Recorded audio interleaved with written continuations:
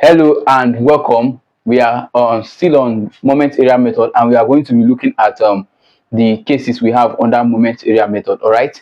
So we say determination of maximum slope and deflection in important cases. All right. So case one says a cantilever beam with a concentrated load W acting at what free end. As you can see, we have a loaded cantilever, the length L with a load acting at the free end. All right. So this is the elastic curve showing what? Showing the slope and what? And the maximum deflection. Now this is the bending moment diagram. All right, and the bending moment diagram is nothing but the bending moment is nothing but WL, all right, which is nothing but what? Force times perpendicular distance. All right, so we have the area. To calculate the area, okay, this is nothing but a triangle. All right, this is nothing but a triangle. I will know that the area will be nothing but what? 1 all over 2 what? 1 all over 2 breadth times what? Times height. All right, so look at this bending moment diagram carefully. The height is nothing but what? WL, which is what? The bending moment. The length, which is the breadth, will be equal to what? Will be equal to L. All right, L will be the breadth. So our area will be nothing but what? 1 all over 2 multiplied by WL multiplied by what? Multiplied by L, which is what? The total length of what? Of this beam. All right, now this is our what? X bar, which is equal to the horizontal distance from the center of gravity to what? To the reference line. It is nothing but what? 2 all over 3 multiplied by L, where L is the length of what? The total length of the bending moment diagram. All right, so we are going to be using this diagram to derive the maximum deflection and what? And the maximum slope.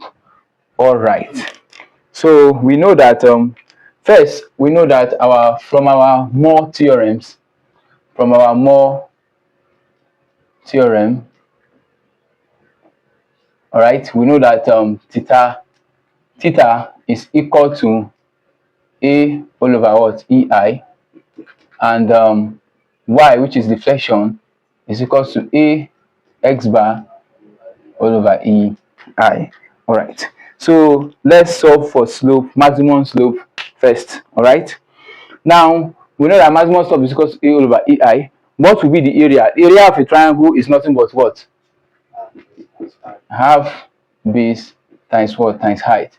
This implies that A will be equals to 1 all over 2. Our base here is nothing but what? L, which is the total length. So we have multiplied by L, multiplied by what? WL, which is the height. Our height is the bending moment, which is what? WL. So we have WL. All right, WL times L all over 2. We have A to be equals to WL square all over what? All over 2. So this is our area. All right, I hope you get this. So next we are going to be substituting the value of A in what? In our slope equation. All right, if we substitute the value of A in our slope equation, our maximum slope for this case,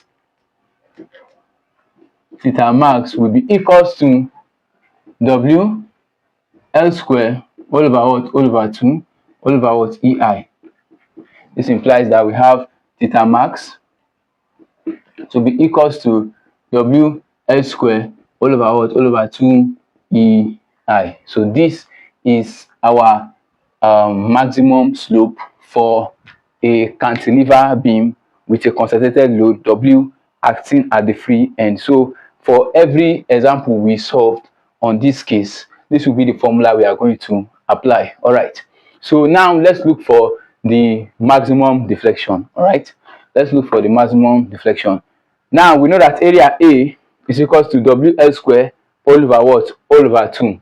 All right, and we also know that X bar, which is the horizontal distance from the center of gravity to the reference line, is equals to 2 all over 3L. So if we substitute the value of A and the value of X bar in this equation, we are going to have what? The maximum deflection. So we say A is equals to what? 1 all over 2. A is equals to WL square all over what? All over 2, and X bar is equals to 2 all over 3L. All right, so if we substitute them in our deflection formula, we have Y max to be equals to WL square all over 2 multiplied by what? 2 all over 3L all over what? All over EI. All right, so this is what we have. So 2, we go with 2. Our y max will be equals to w l square all over what? All over 3.